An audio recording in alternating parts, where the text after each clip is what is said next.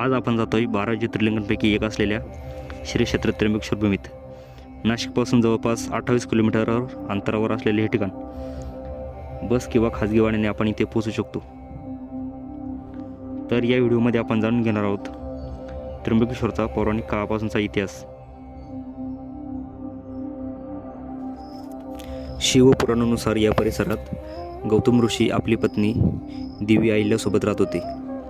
त्यावेळेस इथे मोठा दुष्काळ पडला. त्यातून लोकांना वाचवण्यासाठी गौतम ऋषींनी वरुण देवाची प्रार्थना केली. तेव्हा ते प्रसन्न होऊन इथे भरपूर वृष्टी झाली. यावेळी परिसरात श्री गौतम ऋषींची ख्याती आपोआपच वाढली. गौतम ऋषींचे वाढलेले प्रस्थ तेथील ब्राह्मणांना खुपले. तेव्हा त्यांनी गौतम ऋषींवर गोहत्येचा आरोप लावला. त्या पापातून मुक्तीसाठी त्यांनी श्री शंकराची प्रार्थना केली. तेव्हा इथे गंगा म्हणजेच आताची गंगा नदी, जिला आपण गोदावरी म्हणून ओळखतो, तिचा उगम झाला. त्यावेळेस श्री शंकर ब्रह्म, विष्णू आणि महेश या 3 रूपांत इथे आले. त्यामुळे हे ठिकाण त्र्यंबकेश्वर या नावाने ओळखले जाऊ लागले.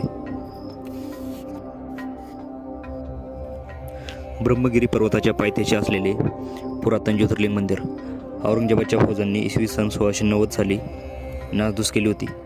त्यानंतर 1755 साली मंदिराचे पुनर्निर्माण म्हणजे जीर्णोद्धार 3रे पेशवे बाळाजी म्हणजेच नानासाहेब पेशवे यांनी केले. 1755 साली सुरू झालेले हे मंदिराचे बांधकाम इसवी सन 1786 मध्ये पूर्ण झाले. म्हणजे जवळजवळ हे पूर्ण होण्यास 31 वर्षे लागली. त्र्यंबकेश्वर मंदिराची ही भव्य इमारत म्हणजे हेमाडपंथी शैलीचा एक अद्भुत नमुना आहे.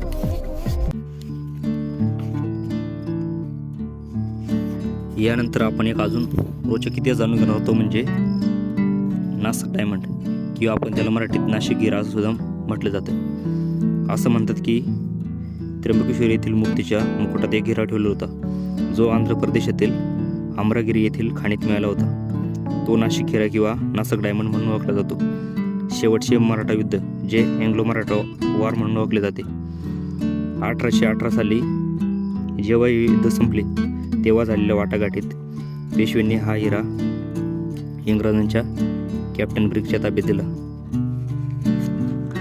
छत्रपती शिवाजी महाराजांनी दुसऱ्या फिरत छापेच्या वेळी त्यांनी आणलेला खजिना त्यांनी त्र्यंबकगड व दुर्ग भंडार इथे ठेवला होता.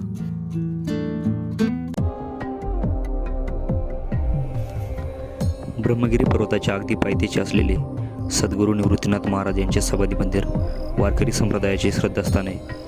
दरवर्षी इथे भाविक मोठ्या संख्येने दर्शनासाठी उपस्थित होतात.